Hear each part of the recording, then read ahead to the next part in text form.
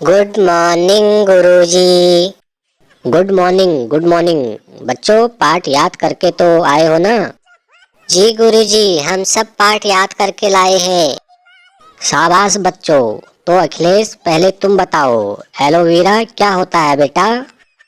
गुरुजी, जब एक पंजाबी विस्की का पैग अपने बड़े भाई को देता है तो कहता है एलोवेरा।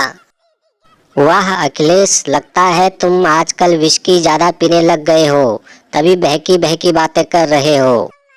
चलो योगी भैया, अब तुम बताओ, इस मुहावरे को वाक्य में प्रयोग करके बताओ। मुंह में पानी आने का क्या मतलब होता है?